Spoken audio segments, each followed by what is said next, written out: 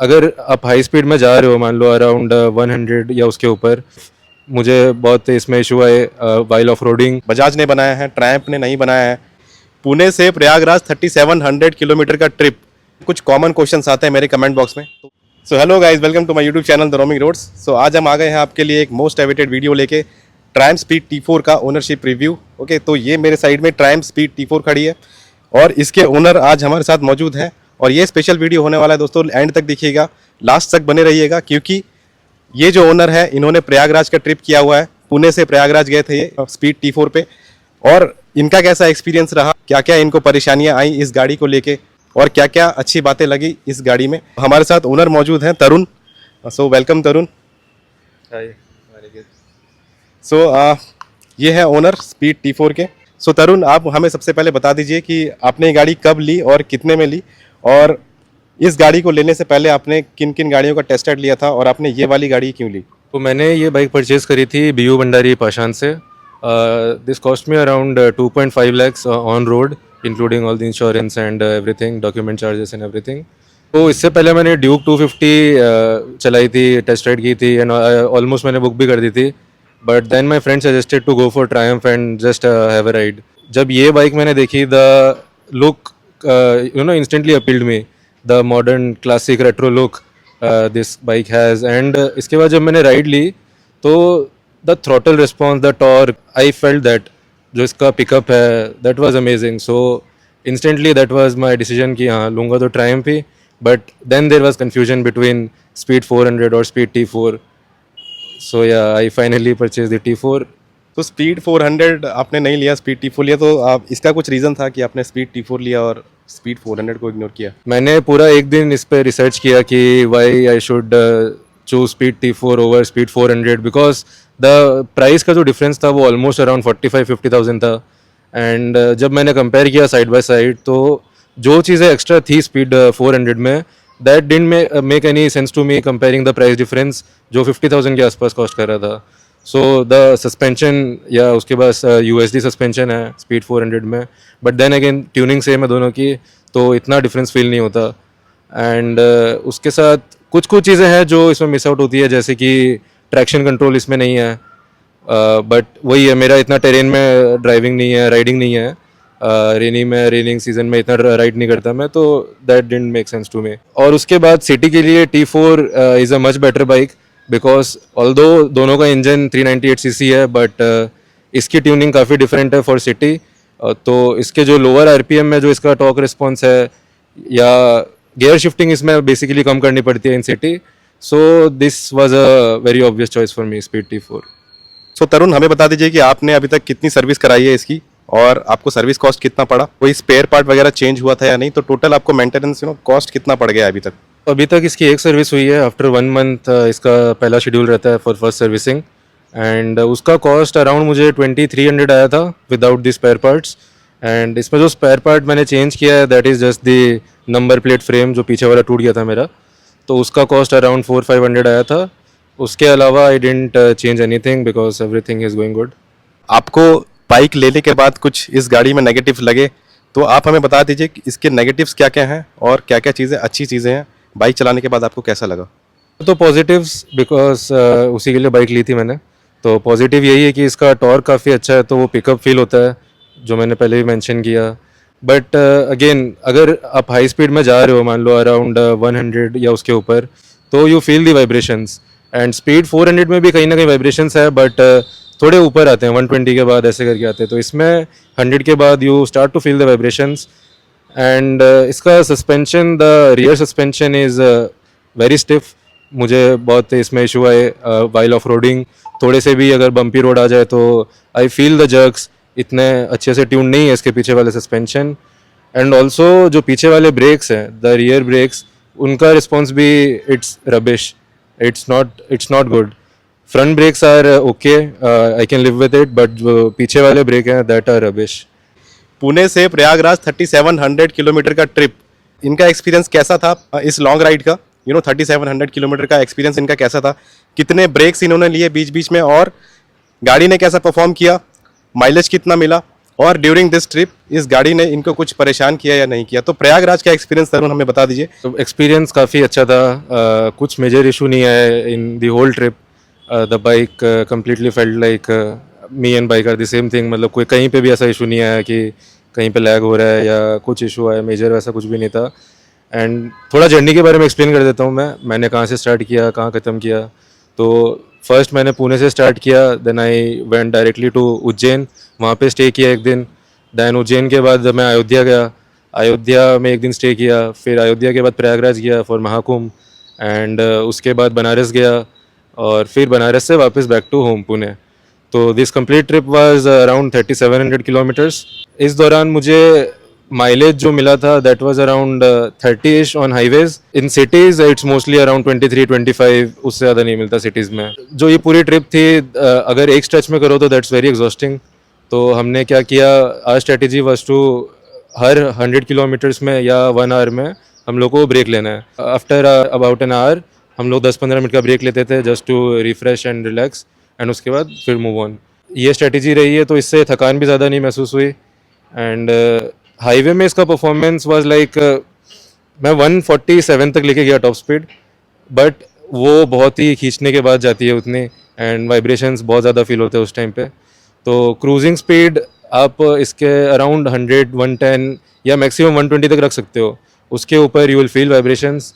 But 100 के around बहुत comfortable है bike, you can cruise very easily, and mileage भी बेस्ट मिलता है उस स्पीड पे। तो मैंने भी वही किया, 100 के अराउंड क्रूज किया। प्रॉब्लम्स एज सच कुछ भी इशू नहीं आया, बट लास्ट दिन क्या हुआ, पार्किंग में ही खड़े खड़े बाइक ने किसी ने पुश कर दी, तो बाइक गिर गई थी, तो जो उसका ब्रेक लीवर है वो टूट गया।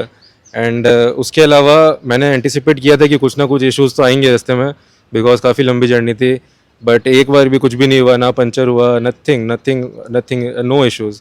तो ये लॉन्ग राइड के लिए काफ़ी सही बाइक है, कुछ भी इशू नहीं है। सो तरुण से हम पूछेंगे कि इन्होंने प्रयागराज ही क्यों चुना लॉन्ग जर्नी के लिए, और इन्होंने क्या क्या प्रिपरेशन की अपने लॉन्ग राइड्स के लिए।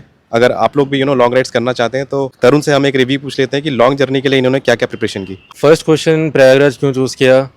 बिकॉज अभी महाकुंभ चल रहा था, एंड बाकी ways of travel like train और काफ़ी अभी पैक्ड है, तो वहाँ पे इश्यूज आते हैं, and flights were too expensive. And उसके ऊपर सबसे बड़ा रीज़न यही था कि नई नई बाइक थी, आई वांटेड टू एक्सपीरियंस कि लंबे जर्नी में कैसा परफॉर्म करती है। तो that's why I chose Prayagraj, and उसके आसपास के एरियाज़ लगा Ayodhya, Banaras and all. And अगर बात करें कि क्या प्रिपरेशन करनी चाहिए लंबे जर्नी के लिए, तो first of all you should have all the riding gears, because भले ही खुदा ना खास्ता कुछ हो जाए, तो अगर राइडिंग गियर हो साथ में तो यू आर प्रोटेक्टेड। वो एक ही बार होता है, तो you should be prepared for that.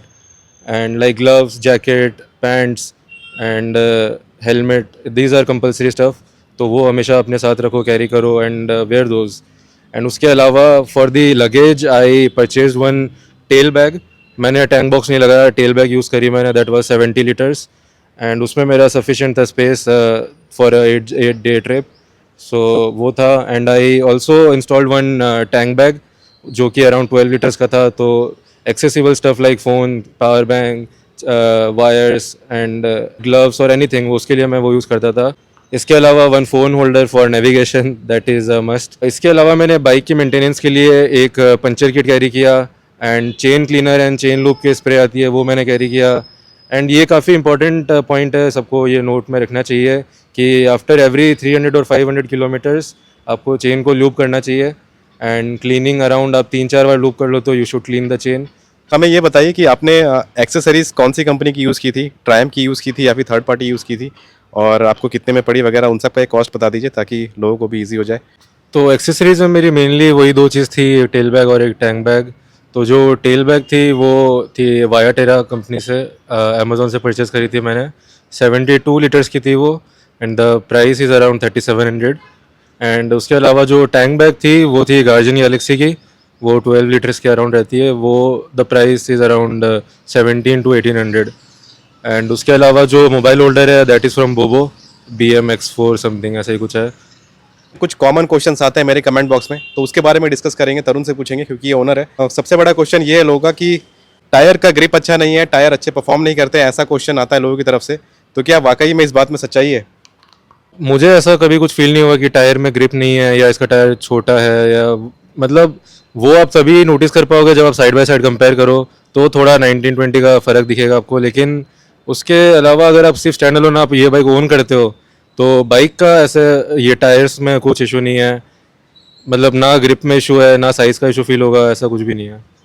लोगों का एक और क्वेश्चन आता है कि बाइब्री के ब्रेक्स दिए गए हैं, डुअल पिस्टन कैलिपर यूज हुए हैं सामने और पीछे भी। स्पीड 400 में सिंटर्ड ब्रेक पैड्स आते हैं सामने वाले और पीछे वाले ऑर्गेनिक आते हैं, इसमें दोनों ब्रेक पैड ऑर्गेनिक ही आते हैं। तो लोगों का क्वेश्चन है कि क्या इस बाइक में ब्रेकिंग कॉम्प्रोमाइज है? ब्रेक बाइट के बारे में हमें बताइए।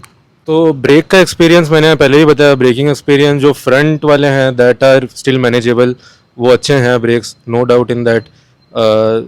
आई rely on the front brakes only, because जो पीछे वाले ब्रेक्स है वो बहुत लैग करते हैं, उसमें ना बाइट है ना रिलाई कर सकते हो आप उस पर, तो वो इशू है इसमें। जब साइड बाय साइड कंपेयर करोगे तो ऑब्वियसली आपको दिखेगा, बट स्टैंड अलोन अगर आप इसको देखो तो फ्रंट में आपको कोई इशू नहीं आएगा, बट बैक में इशू है। एक और क्वेश्चन आता है, बहुत ज़्यादा क्वेश्चन आता है कि इसमें इंजन हीटिंग का प्रॉब्लम है। इसका जो इंजन है वो हीट हो जाता है, बहुत जल्दी हीट हो जाता है और बहुत ज़्यादा हीट हो जाता है, ऐसा लोग बोलते हैं कमेंट बॉक्स में। तो क्या ये बात सच है? हम तरुण से पूछेंगे। तो देखिए, ये 125 सीसी की तो बाइक है नहीं, ये 400 सीसी है, तो इसको हीट होना दैट इज़ नेचुरल। सिटी में चलाओगे तो वो हीट होगा, ये भी होगा, स्पीड 400 भी होगा, स्क्रैम्बलर भी होगा। 400 सीसी है, हीट होता है सिटी में, बट हाईवेज़ में आप चलाओगे अगर थोड़ी अच्छी स्पीड में चला रहे हो तो आपको फील नहीं होगा, बिकॉज वो कूलिंग होती रहती है साथ साथ में। तो हीटिंग तो देखिए, वो 400 सीसी है तो होगी। सो एक और क्वेश्चन बहुत ज़्यादा आता है कि इस गाड़ी को छोटे हाइट के बंदे मैनेज नहीं कर सकते हैं। बहुत लोग पूछते हैं कि हमारी हाइट 5'7", 5'6" के अराउंड है या 5'6" से भी कम है। आपकी हाइट कितनी है और आप इस गाड़ी को अच्छे से हैंडल कर पाते हो कि नहीं, ये आप हमें बता दीजिए। मेरी हाइट इज़ 5'7" और 170 सेंटीमीटर अराउंड, तो मतलब हाइट ठीक है मेरे, एकदम फ्लैट फिट नहीं रहता इस पर, बट चलाने में कोई इशू नहीं आएगा। बट इशू एक ही जगह आएगा जब आप रिवर्स ले रहे होंगे इसको, तब थोड़ा फील होगा कि थोड़ी और हाइट होती तो। बट उसके अलावा कहीं पे भी हाइट का इशू नहीं आया। मैं आपको बैठ के भी बता देता हूँ एक बार। तो ये देखिए, I can comfortably rest my feet on the ground, but वही है कि फ्लैट फीट नहीं कर सकता इधर। एक साइड करूँगा तो एक साइड थोड़ा सा ऊपर रहेगा। तो अब आप रिवर्स ले रहे हो मान लो, तो रिवर्स में जब फ्लैट फिट होता है तो थोड़ा ज़्यादा जोर लगा पाते हो आप, बट अभी इस केस में ज़्यादा जोर नहीं लगा पाते, तो बस रिवर्स के टाइम इशू आता है, बाकी चलाते टाइम नो इशूज़। तो गाइज अब हम पूछेंगे तरुण का ओपिनियन क्या है कि इस गाड़ी को किन लोगों को परचेस करना चाहिए। और एक बहुत बड़ा क्वेश्चन आता है लोगों से कि क्या ये इंजन बजाज ने बनाया है, ट्रायम्फ ने नहीं बनाया है? अगर बजाज ने ये इंजन बनाया है तो क्या ये इंजन रिलायबल है? क्या ये इंजन लॉन्ग टर्म में अच्छा परफॉर्म करेगा, नहीं करेगा? तो ये बाइक उन लोगों को लेना चाहिए जिनका बजट अराउंड 2.5 लाख है, क्योंकि उस रेंज में इससे अच्छी बाइक आई डोंट थिंक कोई ऑफर करता है। आरी की हंटर आती है, बट देन अगेन इसकी पावर और ज़्यादा है, इसकी हैंडलिंग काफ़ी अच्छी है। जिसका बजट अराउंड 2.15 से 2.5 के बीच में है, so this is the best bike.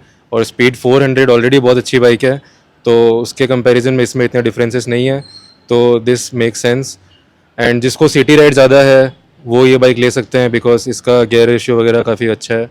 तो जो इंजन का डाउट आता है वो नेचुरल है डाउट आना, बट ऐसा नहीं है। ट्रायम्फ ने इंजन बनाया है, R&D साथ में हुई है, बट ये इंजन जो डिज़ाइन किया गया है वो ट्रायम्फ ने किया है। ऑल्दो मैन्युफैक्चर यहाँ पे बजाज करती है, बट डिज़ाइन और सब कुछ ट्रायम्फ का ही है। रिलायबल है इंजन, ट्रायम्फ का है तो रिलायबल है, नॉट एन इशू। आप चलाओगे तो आपको फील भी होगा कि बहुत ही अलग इंजन है कंपेयर टू पल्सर्स बजाज जो बनाती है, तो ट्रायम्फ का इंजन है ये। सो ये था एक ओनरशिप रिव्यू तरुण की तरफ से। आई होप आपके सारे डाउट्स क्लियर हो गए होंगे। अगर आपके कुछ और डाउट्स हैं, कुछ और क्वेश्चंस हैं तो डेफिनेटली आप कमेंट बॉक्स में पूछ सकते हैं। एंड तक मेरे वीडियो में बने रहने के लिए बहुत बहुत धन्यवाद। लाइक करिए मेरा वीडियो, शेयर करिए मेरा वीडियो और सब्सक्राइब करिए मेरा चैनल। तब तक के लिए मिलते हैं नेक्स्ट वीडियो में। Take care, bye bye and have a safe ride. And क्या पूछा था और आपने? हाईवे पे कैसे, कहाँ से आपने ये गाड़ी ली? ओके, तो अभी आपने क्या बताया कि आपने ड्यूक 250 चलाई थी।